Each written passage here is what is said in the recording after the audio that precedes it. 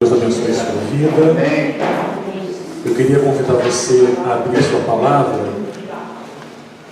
no primeiro livro da Bíblia, em Gênesis, no capítulo 13. Antes de começar a palavra, eu quero agradecer a Deus pelo convite de estar com vocês, Damares, Neuza, são pessoas muito queridas em minha vida. Eu cresci espiritualmente junto com elas, né? Naquela época elas já tinham bagagem espiritual, imagine hoje, né? E foi uma feliz coincidência encontrá-las naquela padaria. Jesus-cidência, né? Porque Deus promove todas as coisas. Eu tenho comigo um pensamento de que se você não é surpreendido, não é Deus quem está agindo. É verdade. Porque se eu consigo medir por onde Deus está vindo, não é Deus. Porque Deus sempre vai surpreender você. E nessas surpresas, Deus prepara o caminho dele para você trilhar. Foi uma surpresa maravilhosa, porque eu sempre as via pelo Facebook, um encontro aqui, outro ali. Mas havia muitos anos que nós não estávamos juntos. Eu fiquei muito feliz por esse reencontro e estar aqui com vocês. É um prazer muito grande para mim. Uma igreja tão alegre, muito quebrantada durante o louvor. Parabéns à equipe de louvor, né? É bom estar num lugar onde a gente sente a presença de Deus. Amém. Onde eu posso ser quem eu sou. Amém. Onde eu posso me alegrar com Deus e deixar que Ele atue na minha vida. Amém. Isso é simplesmente maravilhoso. Eu queria ministrar ao seu coração hoje uma palavra sobre promessa. Amém. Porque, amados, não existe nada melhor do que receber uma promessa de Deus. Amém? É verdade. Quando Deus traz uma promessa para a sua vida, é algo extraordinário. Você se alegra, o teu coração fica jubiloso, porque quando Deus promete algo para a sua vida, é sinal de que Ele vai começar a fazer algo grande em você. Então, às vezes você olha para a Bíblia e toda a palavra contém todas as promessas, você lê uma promessa do Senhor e se identifica com ela. E o Espírito Santo fala, essa promessa é para a sua vida. Amém. E você começa a viver aquela promessa, dia após dia. Outras vezes Deus manda alguém direto falar com você, trazendo uma promessa especial. Não é maravilhoso isso? Eu confesso para os irmãos que eu tinha dificuldade no começo de tentar lidar com as promessas de Deus. Porque eu imaginava que promessa era como um presente. Como um pai ou uma mãe dá um presente de Natal para um filho, por exemplo. Ele dá o presente, aquilo é meu. Eu achava que uma promessa era um presente, embora Deus dê presente. Amém? Amém. Em Hebreus capítulo 11 diz que Deus é galardoador daqueles que o buscam. Então, se tem uma coisa que Deus gosta de fazer, é te dar presente. Então, Deus é presenteador. Amém? Mas promessa não é presente. Promessa é um propósito. Ou seja, quando Deus dá uma promessa a você, significa que Ele está querendo aliançar-se com você, para que você e Deus juntos alcancem aquele propósito. Quando eu comecei a entender isso, eu passei a ver a promessa de Deus de uma forma diferente. Ou seja, não o presente da promessa não é minha. Não é minha a promessa. A promessa é de Deus para fazer comigo uma aliança, para que juntos caminhemos para um propósito. Aleluia. Então, quando você entende que promessa é propósito, a sua visão espiritual muda e você passa a querer ser parceiro de Deus. Amém. O melhor da história, queridos, é que ter Deus como parceiro, glória a Deus, né? É maravilhoso. Deus pode falhar, queridos? Não. Deus já falhou? Nunca falhou e nunca vai falhar. Então, quanto à parte de Deus, eu não tenho que ficar preocupado. Mas e quanto à minha parte? E quanto à sua parte? É sobre essa parte, a sua parte e a minha parte que eu quero conversar com vocês hoje. Amém? Amém. Então vamos ler Gênesis capítulo 13, dos versos 14 ao 18. Todos abriram ou ligaram os seus smartphones, tablets? Ainda sou do tempo arcaico ainda, né? Eu gosto do papel, gosto da Bíblia impressa, gosto do cheiro da Bíblia. Então diz assim a palavra do Senhor: disse o Senhor a Abraão: depois que Ló se apartou dele: levanta agora os teus olhos e olha desde o lugar onde estás, para o norte, para o sul, para o oriente e para o ocidente. Toda esta terra que vês, hei de dar a ti. Amém. Amém, queridos? Amém. Hei de dar a ti e a tua descendência, para quanto, queridos? Para sempre. Farei a tua descendência como o pó da terra, de modo que se alguém puder contar o pó da terra, também a tua descendência será contada. Levanta-te, percorre a terra no seu comprimento e na sua largura, pois eu a darei a ti. Amém, queridos? Amém. Vamos orar mais um pouquinho. Senhor, estamos aqui como tua igreja, como a tua noiva, Senhor Deus, como pessoas que reconhecem que sem ti nada podemos fazer. Tu és a videira, nós somos apenas os ramos, Senhor. Sem ti, para onde nós iremos, ó Deus? Este lugar, Senhor Deus, não é nada sem a tua presença. É verdade. Somos apenas ovelhas sedentas pelo bom pastor. Importa, Senhor Deus, que o homem diminua e que o teu Espírito prevaleça. Amém. Quero te convidar, Espírito Santo, a ministrar esta palavra aos nossos corações. Amém. Que os nossos corações sejam agora tocados por ti, Senhor Deus, para que toda resistência humana, barreiras, todo sentimento, ó Deus, não impeça o florescer da tua palavra em nosso coração. Fala conosco, Espírito Santo. Somos a tua igreja e precisamos muito, muito de ti. Consagramos esta ministração a ti, para a glória do teu santo nome. Amém. Queridos, bom, a história de Abraão você conhece muito bem, né? Uma história linda, maravilhosa. Começou chamando-se Abrão, depois Deus mudou o nome dele para Abraão, né? Abrão significava pai exaltado, Abraão significava pai de nações, pai de multidões. Sarai, que significava contenciosa, passou a chamar-se Sara, que significa princesa, e é bem próprio, porque afinal ela ia gerar reis e príncipes. Em Gênesis 12, Deus deu uma promessa extraordinária, maravilhosa para Abraão: farei de ti uma grande nação.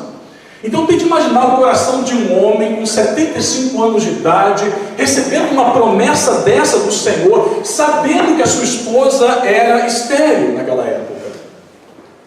Imagina, ele estava numa terra estrangeira, né, em Ur dos Caldeus, e Deus chama Abrão para sair da sua terra, da sua parentela, e ir para um lugar onde ele sequer tinha pisado antes, onde já havia cidades fortificadas, onde estava tudo habitado. Seria como eu saísse do Rio e Deus falou assim: olha, vai para São Paulo, que eu darei São Paulo para você. Eu ia falar: meu Deus, o que é isso, né? É meio impossível na visão humana. Na visão humana tudo pode ser impossível, mas não na visão de Deus. Amém. Então Abraão recebeu uma promessa maravilhosa. Só que, quando ele foi caminhar na promessa, o sobrinho dele, Ló, quis ir com ele. O chamado era para Ló, queridos? Não. Mas Abraão, família, né? Te leva, não tem problema. Se eu falar assim para Neusona, me leva junto com você, ela vai me levar. Eu sou amigo dela, né? Não é? É sim, da mãe me leva, ela vai levar. Na hora. Na hora. Porque a gente age com o coração. Mas nem sempre o coração consegue enxergar a promessa de Deus. Verdade. Nem sempre. Às vezes consegue, às vezes não consegue. Verdade. Acontece que saiu Abraão com o seu sobrinho Ló, e houve uma contenda entre ele, entre os pastores de Ló e os pastores de Abrão. Eles tiveram que se separar. E Abrão tomou uma decisão: olha, Ló, se você for para a direita, eu vou para a esquerda. Se você for para o norte, eu vou para o sul. Escolhe a terra, o que sobrar eu fico.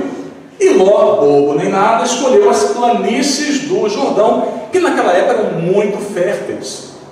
Tudo que se plantava ali se colhia muito bem, né? E sobrou para Abrão o deserto, a área desértica de Israel. Mas eu prefiro estar no deserto com Deus do que num jardim com o diabo, certo? Verdade. Amém. Eu prefiro, não sei vocês, né? Eu prefiro o deserto purinho, purinho com Deus, Verdade. do que num palácio com inimigo. Aleluia. Amém. Porque, se Deus quiser, no deserto Ele faz brotar uma fonte de água viva. Verdade. Ele faz brotar um oásis, porque Deus é poderoso para isso. Aleluia. Então esse é o cenário que nós lemos aqui agora. Então, logo depois que Abrão se separou de Ló, Deus trouxe uma palavra confirmando a promessa sobre a vida de Abraão e de Sara. Só que eu entendo aqui, amados, que para que você possa conquistar a promessa de Deus e vivê-la dia após dia, são necessárias algumas atitudes. Porque a parte de Deus, Deus sempre vai fazer. Você já leu, eu vou repetir para você, é comum, Deus é fiel, amém? Amém. Sabe disso? Deus é fiel. Deus não pode falhar nas suas promessas. Ele nunca falhou. E nunca falhará com você. Só que Deus é um gentleman. Ele nunca vai forçar a porta do seu coração. Verdade. O que diz em Apocalipse: eis que estou à porta e bato. Aquele que abrir, eu entrarei e serei com ele. Não é? Essa é a palavra. Jesus é assim, ele é um cavaleiro. Ele não invade a sua vida, embora ele tenha sede de mudar a sua história, mas ele respeita a sua liberdade de escolha. Da mesma forma foi com Abrão.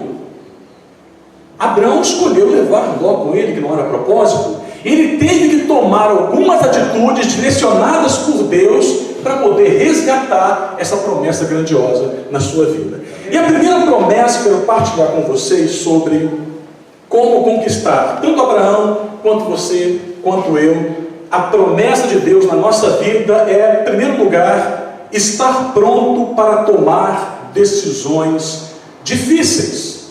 Olha o verso 14 que diz: disse o Senhor a Abrão depois que Ló se separou dele. Como é separar-se de um familiar, querido? É fácil? Não, é dolorido. Se de um amigo já é difícil, imagine de um familiar. Por ser sobrinho, era muito provável que Ló fosse muito mais jovem do que Abrão, certo? Tem uma lógica. Poderia ser diferente, sim, mas na lógica ele seria mais novo. Então, como naquela época as famílias eram patriarcais, ou seja, a figura masculina era muito o paizão, né, que cuidava de tudo, né?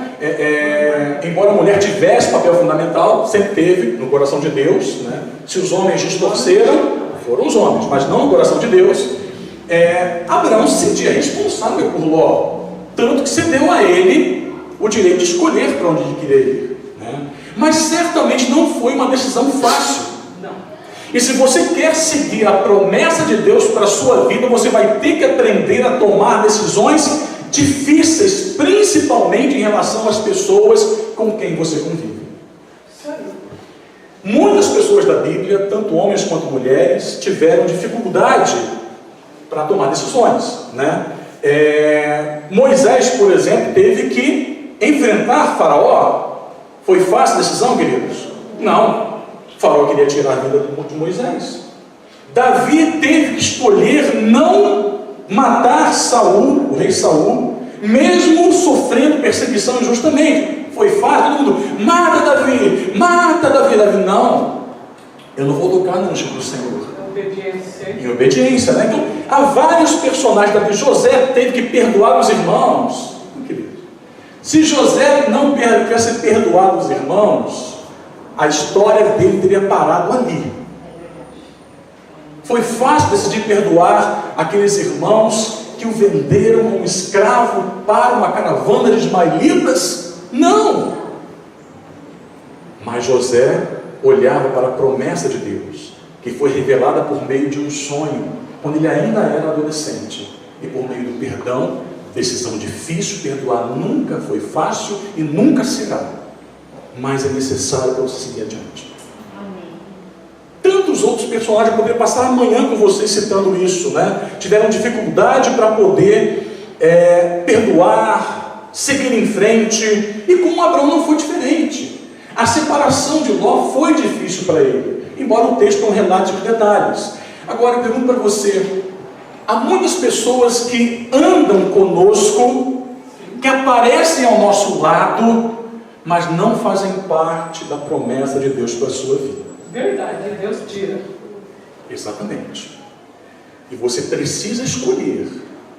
Mas, pastor, é tão difícil. Eu sei que é difícil. Porque há muitas pessoas que caminham ao nosso lado que nos seguram em vez de nos empurrar para frente. Elas nos seguram. E você não entende por que a sua vida não está andando. Porque você escolhe ouvir pessoas que aparentemente querem o seu bem, mas no fundo querem viver a sua promessa. Só que quando Deus dá uma promessa, Ele dá para você. Para outra pessoa, Ele dá uma outra promessa. Então a pergunta é muito simples e direta, muito clara. Com quem você está andando? Essa pessoa te coloca para cima ou te coloca para baixo? Essa pessoa faz parte do plano de Deus na sua vida, porque você vai ter que romper esse vínculo. E muitas vezes é até um vínculo familiar. Embora a família seja maravilhosa e plano de Deus, e sou 150% a favor da família, eu amo a minha família, mas você precisa entender que quando Deus te chama, a promessa dele é sobre todas as coisas. Se você quer viver como parceiro de Deus. Amém. Se você quiser, você pode abrir mão da promessa de Deus. Mas lembre-se, a promessa é para você. E muitas vezes você tem que tomar uma decisão difícil para poder continuar vivendo essa promessa. Eu me lembro que eu me converti no dia 9 de julho de 1995. Era um domingo chuvoso, frio em São Paulo. Umas 20 horas e 15 minutos mais ou menos. Brincadeira, agora não sei. Orar não sei. Os louvores foram. Mas eu me lembro que na época eu era da aeronáutica, hoje não sou mais, e no dia anterior eu trabalhava por escala, eu trabalhei foi domingo à noite, né? Trabalhei domingo de manhã e já tinha ido à igreja uma ou duas vezes, através de um grande amigo, e eu tinha bebido cerveja naquele domingo pela manhã, o que é proibido, né? Não divulguem isso para eu, nossa, pelo amor de Deus.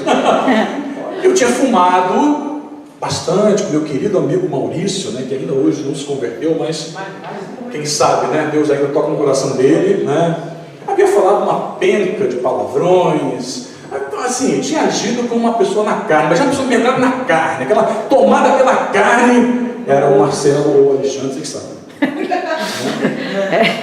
E naquele domingo eu nem ia à igreja mais, né? Já não tinha, estava indo, fui uma vez, né? Fui uma vez na Jogum, Jovens com uma Missão, depois fui no culto de quarta-feira, assim, não tinha nada, né? E meu amigo me chamou, vamos lá, tá bom. Vamos embora. Para a casa dele, tomei um banho, me arrumei para a igreja, né?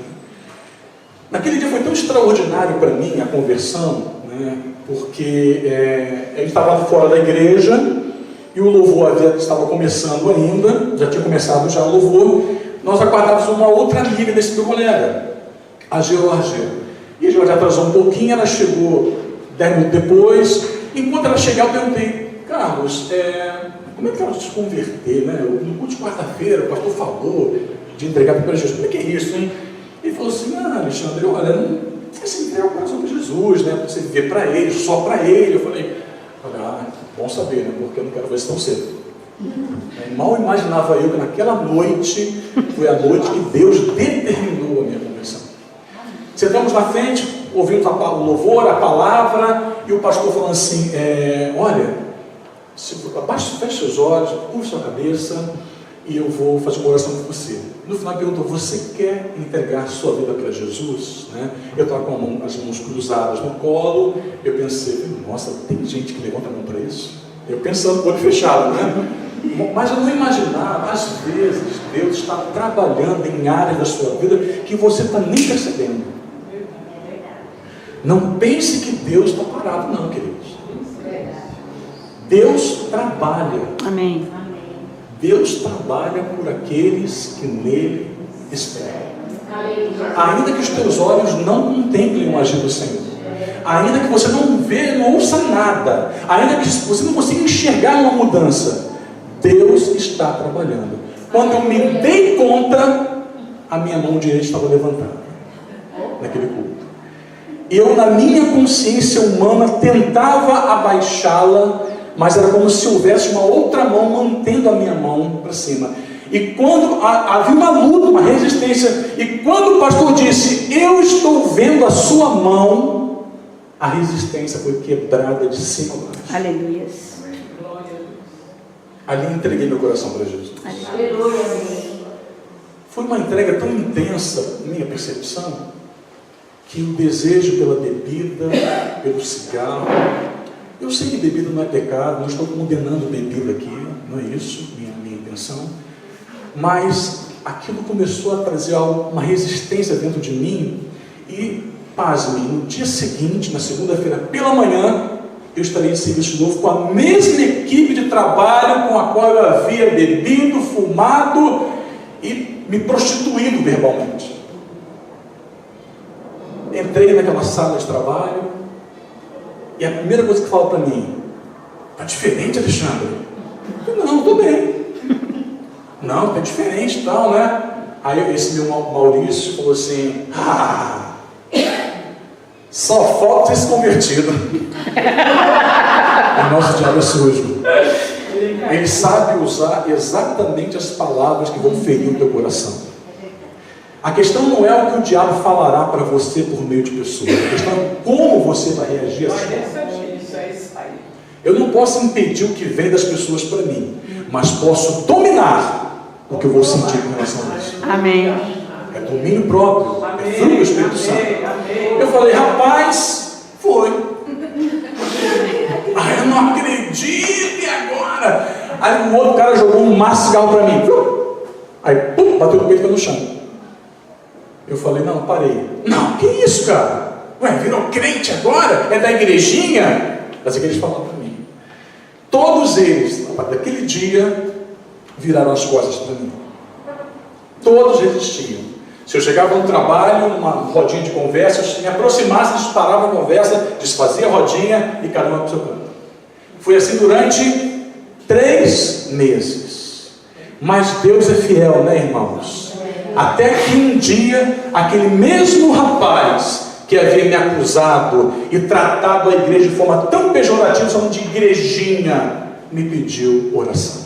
Aleluia. Você entende isso? Né? Amém. Você entende isso? Glorifica o Senhor, porque Deus é maravilhoso, é extraordinário. Deus é tremendo, irmãos. Foi difícil tomar aquela decisão de não andar mais com os meus amigos, mas depois Deus reverteu o quadro, eu pude orar por eles, e quando eu deixei a aeronáutica, deixei sendo bem visto por eles. Aleluia. Abraão fez a mesma coisa. Ele tomou uma decisão difícil, ele teve que se apartar. Há muitas pessoas que querem Deus, mas não querem abrir mão dos prazeres do mundo.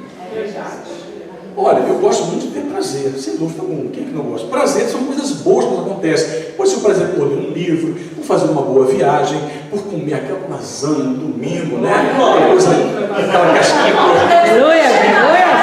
Aquele franguinho assado. E, assim, eu amo comer também. Me dá muito prazer. Comida é uma coisa. Não. É tão difícil emagrecer porque não tem coisa mais prazerosa do que. Gente! Só que. Né? Então, assim, ter prazer é bom, não é ruim. Mas o prazer não pode ser maior do que a promessa, gente. Se o prazer ele me afasta de Deus, se o prazer de dormir até as 11 horas me impede de ir para a igreja, tem alguma coisa errada com a minha percepção do que é prazer para a minha vida. Então você tem que fazer uma escolha. Escolha servir ao Senhor. Escolha andar com Ele. Porque assim a promessa vai se cumprir na sua vida. Lá em Atos 21:13 fala assim: então Paulo respondeu: que fazeis chorando e magoando meu coração, porque eu estou pronto não só a ser preso, mas ainda a morrer em Jerusalém pelo nome do Senhor Jesus. Paulo tinha a promessa de ser apóstolo dos gentios.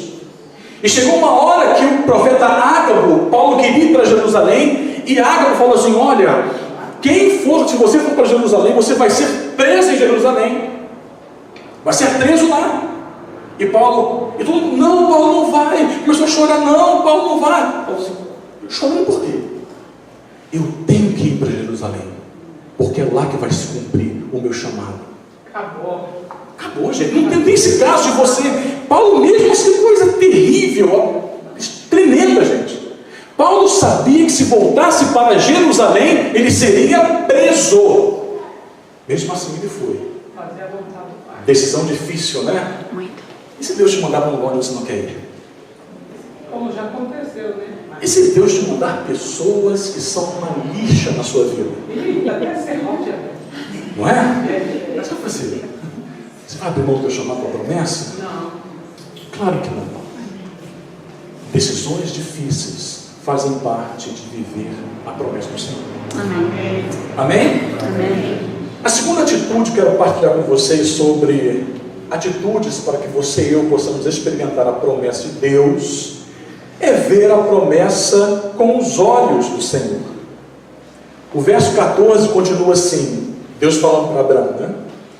Ergue os olhos e olha desde onde estás para o norte, para o sul, para o oriente e para o ocidente. O que Deus queria fazer com Abraão falando isso para ele? Queridos, se a promessa de Deus não se cumprir primeiro no seu coração, ela não vai se cumprir na sua vida. Verdade. Não tem jeito.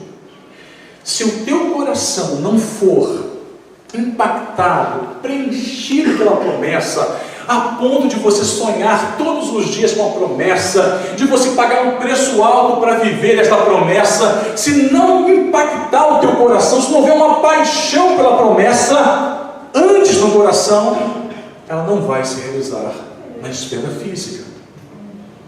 Foi isso que Deus quis fazer com Abraão. Ergue os teus olhos, Abraão. Olha para essa terra, olha para o norte, para o sul, para o leste, para o oeste. Irmãos, a terra de Canaã, naquela época, Deus mandou ele levantar os olhos e olhar. Já era toda conquistada por cidades fortificadas. Mas aos olhos de Deus, o Senhor já podia ver aquela terra já como sendo a terra da promessa. Amém. A terra de Abraão, de Isaac e de Jacó, a terra onde estaria a arca da aliança, o tabernáculo do Senhor, a terra onde o povo ia crescer e se multiplicar. Deus já via aquela terra como a Jerusalém, e não só como a Jerusalém física, mas também como a Jerusalém espiritual, prometida em Apocalipse. Amém. Deus já via aquela terra com Jesus reinando no milênio, Aleluia. e todos os joelhos se dobrando e confessando que Jesus Cristo é o Senhor. Amém. Ele já via isso. Irmãos, enquanto Abraão olhava para Canaã, ele via, meu Deus, tem uma cidade bonita. Esse é outro lance. Pode ser pia. Pode ser, não gosta, estão ouvindo bem? Pode. Enquanto Abraão olhava e via deserto, via montanhas, via tanta coisa difícil naquele lugar, irmãos, via gigantes, guerreiros, era só Abraão, e nenhum filho ele tinha. Mas Deus já contemplava. Uma mulher incrível. Pois é. Pior do que ela, só aquela que disse, né? Amaldiçoa teu Deus e morre.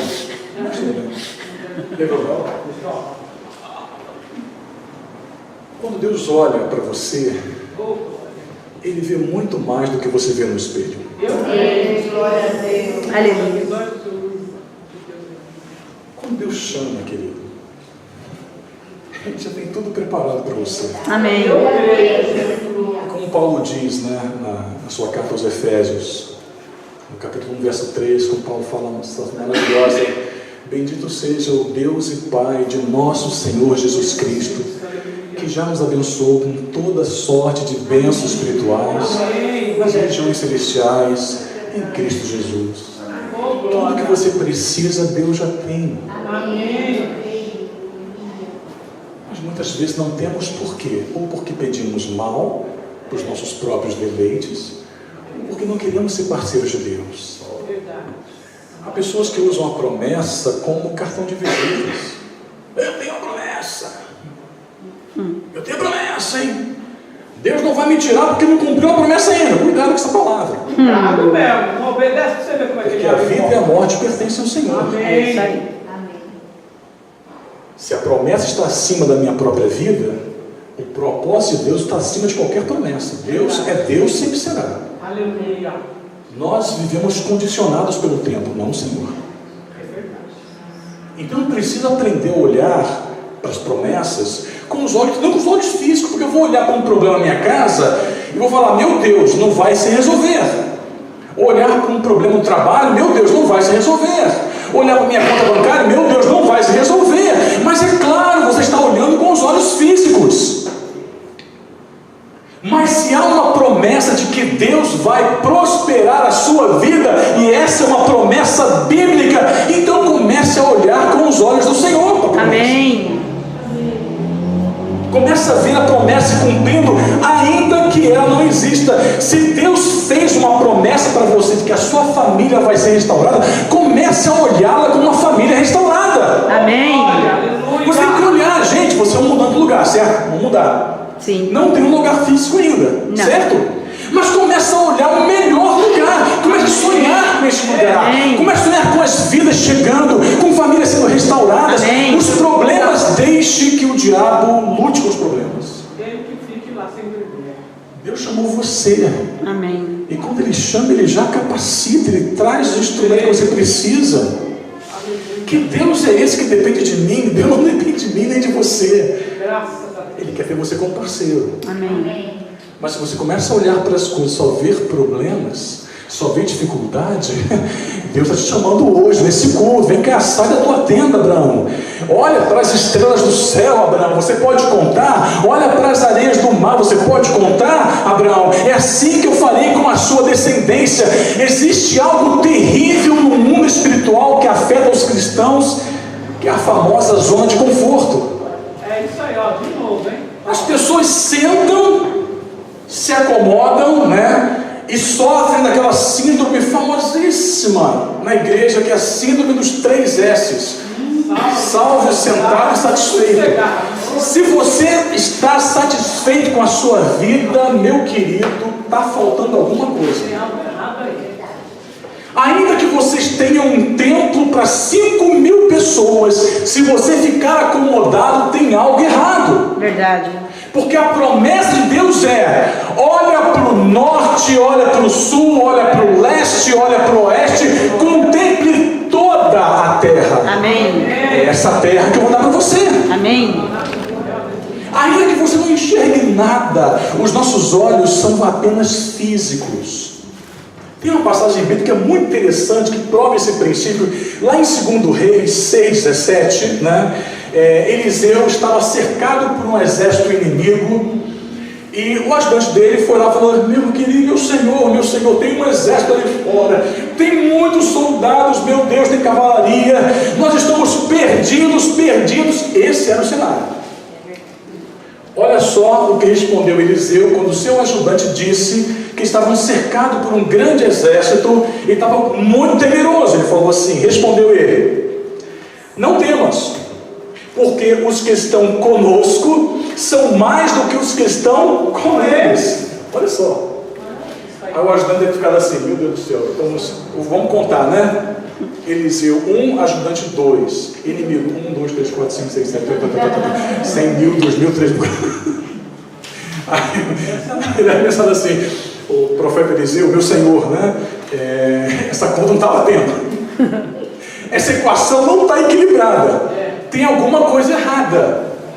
Olha o versículo 17: Eliseu orou e disse: ó Senhor, peço-te que lhe abra os olhos para que veja. E o Senhor abriu os olhos do moço e ele viu. Aleluia. E eis que o monte estava cheio de cavalos e carros de fogo ao redor de Eliseu. Aleluia. Aplaudir o Senhor por isso.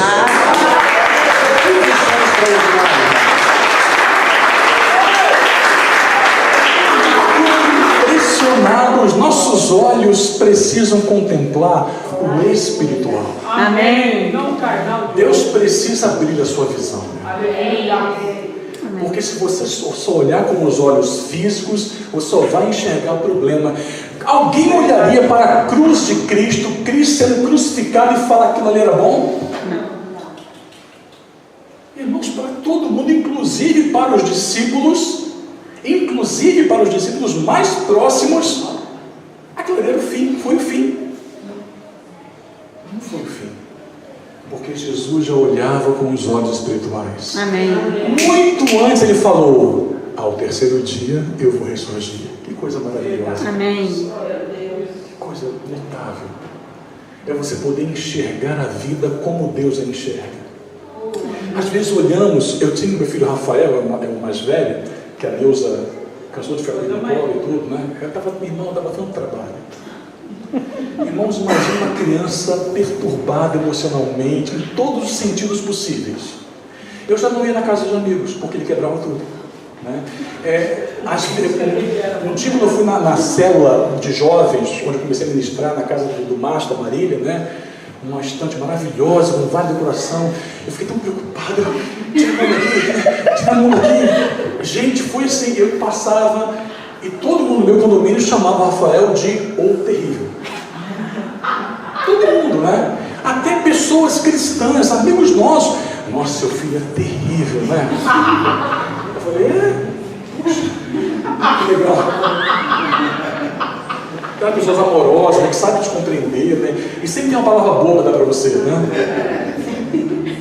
É que ele entristeceu o nosso coração. Às vezes, o Rafael ia no shopping, do nada se jogava no chão e começava a espernear. Para de me bater, está me batendo. Aí todo mundo, o que é isso, gente? Né? Eu falei, gente, nós nem tocamos. Estou falando para vocês, né? Eu falei, Deus, tua palavra diz, ensina o menino no caminho que ele deve andar. Eu estou ensinando, Senhor Deus, só falta ele comer a palavra. Aí Deus, calma como, Senhor? Se chamam de terrível, até que um dia Deus revelou. Sabe por que eu chamo de terrível? Porque eu sou terrível. E Deus me levou na palavra esse texto. Ele é terrível porque eu sou terrível, mas contra os inimigos. Eu sou o pavor dos inimigos. Eu tenho uma história com ele. Irmãos, o Rafa foi criança, eu falei, não tem jeito, ele vai para FEBEM. Já estava pensando já assim, ó, vai estar perdido, eu vou ser aquele pastor envergonhado na televisão, foi pego cocaína em casa, já estava imaginando assim, o pior cenário possível. Não, de coração. Mas Deus começou a fazer uma obra tão linda, irmãos. Quem olha para o Rafael hoje, fala, não é possível, essa história não bate, não é minha pessoa. Não deu tempo, né? Hoje tem 23 anos, né? Ele está casado, sabe, uma esposa maravilhosa, estudando a palavra, trabalhando, formou família, né? Uma pessoa caseira. Eu achava que ela foi com 15 anos ia sair de casa. Mas não, ele se casou, uma bela pessoa, um parceirão, né? Assim... Eu tenho que olhar para o Rafael e falar, Deus me perdoe, porque eu tenho certeza que Deus olhava para o Rafael como ele é hoje. Mas eu olhava como ele era naquela época. Às vezes nós enxergamos, mas ainda somos cegos. Verdade. Tanto é que Paulo precisou que as escamas dos olhos dele fossem tiradas pela oração de Ananias. Por quê? Paulo enxergava tudo com os olhos físicos, mas enxergava a igreja como se fosse contra Deus, e perseguia a igreja e matava os líderes cristãos. Então isso é que você abra os seus olhos para enxergar. Não é uma coisa etérea, não é uma falácia, irmãos. Não estou aqui pregando para vocês para falar uma coisa bonitinha. Esquece isso, irmãos. Eu não vim com palavras bonitinhas, não. Eu quero falar para você que você precisa olhar para a realidade que os teus olhos veem e olhá-la com os olhos espirituais. Você precisa olhar para o seu ministério, para a sua família, para o seu trabalho, como uma família restaurada. Você precisa olhar, irmãos. Amém. E você precisa declarar. É assim, não é só olhar, é também tratar. Amém. Porque eu tratava o meu filho como a pior pessoa possível. Porque eu agia na minha carne, irmãos. Mas você precisa olhar para a realidade ao seu redor e ver as coisas acontecendo, como Eliseu via. Eliseu não estava nem aí ocupado com um exército inimigo, gente? Porque pelos olhos espirituais ele enxergava cavalos, guerreiros, irmãos. Pode ser. Até melhor. Irmãos, entenda isso. Né? Você pode não enxergar nada ao redor, a não ser do que seja físico. Mas eu posso garantir para vocês que nesse mesmo ambiente há anjos do Senhor ministrando ao seu coração, protegendo a sua vida. Muitas vezes nós agradecemos ao Senhor pelas coisas que nós vemos Deus fazer. E quantos livramentos Deus te deu e você não enxergou? Verdade.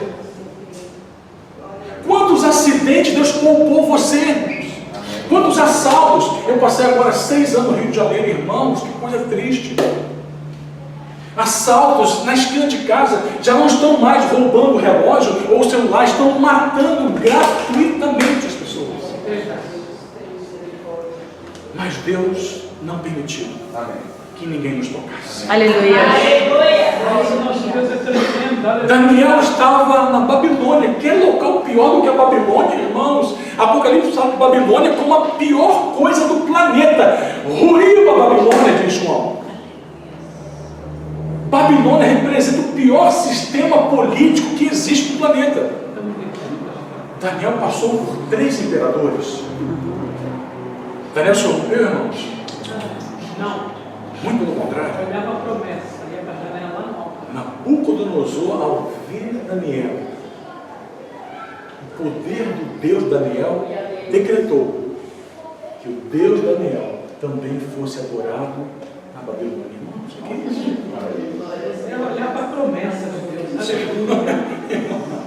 Agora, Daniel, Deus fez a parte dele? Fez. Daniel fez? Fez. Você faz? Tem que andar em aliança, senão não adianta. E por fim, para que eu e você possamos viver esta promessa integralmente, não só jubilando a promessa, que linda promessa, Deus me prometeu um ministério maravilhoso, olha só que lindo, meu Deus, que bênção! Não só essa hora de prazer, de alegria espontânea, eu preciso também agir. Amém. E além de eu tomar decisões difíceis, me afastando de pessoas que querem impedir o cumprimento da promessa em minha vida. Sim. Erguendo os meus olhos espirituais e contemplando o que Deus está fazendo, não aquilo que apenas eu enxergo. Sim. Eu volto a repetir para vocês. Tem coisas que você está fazendo na sua vida que você não está vendo. Mas não quer dizer que Deus não esteja fazendo. Verdade. Está em silêncio. Ele está trabalhando. Oh, glória. Você não vê aquela máquina de trabalho, né? No canteiro de obras, mas Deus está trabalhando na sua vida, purificando o teu coração. Amém, verdade. Deus não quer, irmãos, escuta bem, abre um parênteses rapidinho. Se Deus quisesse sacrifício, Deus tinha mantido o mesmo ritual que havia no Antigo Testamento.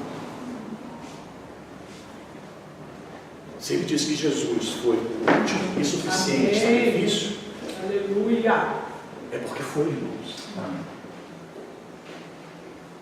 O único sacrifício que Deus quer de você, é que a palavra nos ensina em Isaías, é um coração quebrantado.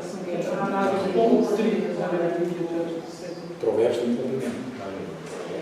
A esse coração contrito, desprezado, Deus não despreza. Entende isso? A primeira coisa que tem que fazer na sua vida para ver a promessa do Senhor, quer seja de ser um executivo no seu trabalho, cuidando do seu lar, de um ministério, não importa o que seja, cada um tem uma promessa na sua vida. Eu creio. O que Deus quer é um coração quebrantado. Sabe quando a Bíblia fala de a pessoa que tem uma dura cerviz? Cerviz é a sua coluna, né? A parte de cima, né? Cervical, né? É a pessoa que não consegue fazer isso. Não consegue baixar a cabeça. E o que significa isso? Uma dura cerviz. É aquela que não ouve o que Deus está dizendo. Não tem a dura cerviz. Porque enquanto houver dura cerviz, Deus não pode atuar. Entendeu? E por fim, aprenda a trazer o amanhã para hoje. Aleluia. Veja o verso 17, o que Deus falou para Abraão. Levanta-te, que ele disse, irmãos, me ajudem. Levanta-te, percorre essa terra no seu comprimento, na sua largura, porque eu a darei a ti. Irmãos, primeiro Deus manda Abraão erguer os olhos, certo? Ele manda contemplar com o coração. Depois ele fala o quê? Levanta-te. Levanta e percorre essa terra. Percorre a terra. Irmãos, a ordem foi dada, né? Eu acho tão engraçada a cena do povo de Israel, assim que saiu do Egito. Eles foram caminhando em direção à terra prometida. Deus mudou o curso de forma que eles chegaram diante do Mar Vermelho, né? E há um conceito teológico e até arqueológico muito firmado de que foi uma região em que há uma praia muito grande e um afunilamento entre penhascos. E o povo foi para ali. Quando ele chegou, tinha um mar à sua frente, à direita penhasco, montanhas, à esquerda penhascos e montanhas, e atrás o exército de Faraó. O que separava o povo do exército era uma coluna de fogo milagrosamente feita pelo Senhor. E o povo, peraí, tudo bem, tem a coluna, né? Eles não podem chegar até agora, tem a coluna de fogo, mas vai para onde? E começaram a murmurar. Se tem uma coisa que Deus abomina, irmãos, é murmuração. Sabe o barulho que eu mais detesto que o ser humano faz? Aquele assim, ó. Tem assim, ó. O estalar de lábio. Aquela coisa assim. Gente, isso para Deus é abominável. Porque você rejeitando aquilo que você vive. Se há um problema, busca uma solução. Se há uma parede, procure uma porta. Se não há uma porta, faça uma. Amém. Mas não se lamente para o Senhor. Deus já tinha trazido 10 pragas, irmãos, confrontando os 10 principais deuses egípcios. Sim. E o povo de Israel na terra de Gósen não era afetado. Eles viram milagres, viram o Nilo transformar-se em sangue, viram as moscas, as pragas, até a morte dos primogênitos, irmãos. Que Deus é esse maravilhoso, extraordinário, Deus todo-poderoso. Mas quando chegou diante do mar, e agora? E Moisés fala com Deus. Moisés é isso, Senhor. Como diz lá no Bom Carioca, deu ruim. E agora? Ferrou. O que eu vou fazer? Não tem mais jeito. Sabe qual é a resposta de Deus? Por que clamas a mim, Moisés? Ele se convidou. Imagine você chegando diante de Deus assim, dobrando o joelhinho, todo critério, falando, e Deus, está orando por quê? Nossa! Imagina, irmão, você vai para o teu quarto, né? Põe aquele tapetinho assim na beira da cama assim, abre a palavra em Salmos, né? Que você gosta mais, e começa a chegar, Senhor, oh Deus da minha vida, oh Senhor, está chorando por quê? Não posso chorar, né? Eu chorei muito no louvor, tá? Então, o problema não é o choro, o problema é a hora do choro. Eclesiastes 3. Chorar, sorrir, sentar, levantar, caminhar. Aquela hora não era hora de chorar nem de se lamentar, era hora de caminhar. Levantar e procurar lugar. Diga a este povo que marche. E quando Moisés tocou aquelas águas com o seu cajado, milagrosamente as águas se abriram. Irmãos, às vezes nós queremos que a promessa de Deus chegue através de uma encomenda pelos correios. É verdade. Deus prometeu, eu já cansei de ouvir gente falando assim, inclusive eu, tá? Ah, se Deus prometeu, o problema é dele, eu vou lá e eu estou aqui, Senhor Deus. Deus te chamou para ser parceiro dele. Assim como Deus age, você precisa agir. Algumas vezes serão decisões difíceis? Serão difíceis, mas você tem que tomar. Às vezes você vai olhar e não vai enxergar nada. Como a Damares disse, que buraco, Senhor.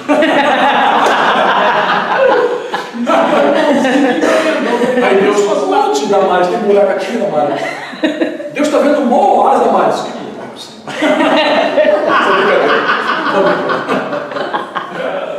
A gente olha uma situação, irmãos. Meu Deus, que povo é esse? E Deus está vendo um exército. É dessa maneira. Olhar com os olhos físicos, cabe a nós. Eu olho com os olhos físicos, mas não posso parar por aí. Amém. Deus, abre os olhos do meu coração.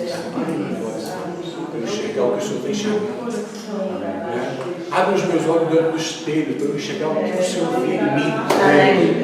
Porque eu vejo muitas vezes uma pessoa desanimada, triste, abatida, sem propósito, mas o Senhor vê alguém, um guerreiro, uma mulher de Deus, de oração, uma missionária. Deus vê algo diferente em mim. Amém. Glória, eu creio. Mas além de olhar, eu preciso levantar. Amém. Meus pés. Glória a Deus, aleluia.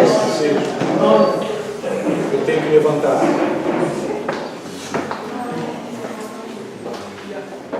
Eu tenho que aprender a trazer o amanhã hoje. Eu sei que é difícil, irmão. Estou aqui pregando com alguém que vive isso, tá? Porque eu não vivo isso. A palavra é para mim também. Porque muitas vezes eu não tomo as decisões que eu preciso tomar. Às vezes eu não leio com os meus olhos e enxergo o que eu deveria enxergar. E nem sempre eu trago o amanhã para hoje. Parece loucura, irmãos. Posso trazer o amanhã para hoje. É você começar a olhar na situação e tratar aquela situação como Deus verá. Se você pede restauração para a sua família, e você tem um filho problemático, um esposo, uma esposa, familiar, ou tem lutas no trabalho, o que é trazer o amanhã para hoje? É você começar a olhar para a sua família e tratá-las como pessoas restauradas.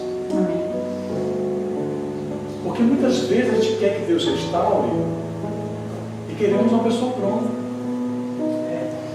Senhor Deus, eu quero que meus filhos sejam assim, que minha esposa seja assim, meu marido seja assim, meu trabalho seja assim. Sem perceber, estamos determinando coisas cujo processo é muito mais complexo do que a gente imagina, gente. Verdade. Deus ama aquele chefe carrão chato de trabalho, tanto quanto com você. E Deus quer a salvação dele, tanto quanto deu a salvação para você. Amém. Houve um dia que eu pregava na igreja na Barra da Tijuca, no Rio de Janeiro, e fui ministrar o amor de Deus, que o amor de Deus é também para os perdidos. E quando a gente fala de perdido, a gente sempre faz a pessoa pobrezinha, coitadinha, no cantinho, deprimida. Não pensamos no bandido, no traficante, no assassino, porque parece que para esses não tem perdão. Mas, irmãos, nós queremos ser igreja de verdade. A gente tem que estar pronto para poder aceitar qualquer pessoa que queira ter sua vida transformada. Chegará pessoas com muito para dar, mas haverá aquelas que precisam de tudo praticamente. Eu era assim. Quando eu cheguei à igreja, irmãos, eu estava falido financeiramente, casamento destruído, filhos problemáticos. Depois um dia eu conto a minha história de onde eu vim espiritualmente falando para vocês, tá? Uma outra oportunidade. Eu tinha tudo para dar errado, mas foi graças a pessoas que me receberam na igreja, me acolheram, oraram por mim. Enquanto eu queria desistir de tudo, elas falavam: não, aguenta mais um pouquinho, mais uma semana, não, vou acabar com tudo, não, mais um mês só. E Deus foi moldando. Imagina se eu não tivesse aquelas pessoas perto de mim hoje. Então a promessa de Deus é uma parceria, não é um presente para você. Deus vai te presentear muitas vezes, tá? Fique tranquilo. Não estou aqui defendendo algo contra o problema, contra o presente. Mas promessa é diferente, promessa é propósito. Então, se Deus colocou uma promessa nas suas mãos, entenda que Deus quer fazer uma aliança com você. Amém. Então, a minha oração é que eu tenho certeza que todos aqui já receberam uma promessa do Senhor. Aleluia. A minha oração hoje é para que você use essa promessa Amém. não como algo seu, mas como uma chance de você firmar uma grande aliança com o Senhor, para que vocês dois juntos realizem um grande propósito. Feche seus olhos. Pai Santo, em nome de Jesus, obrigado por este culto.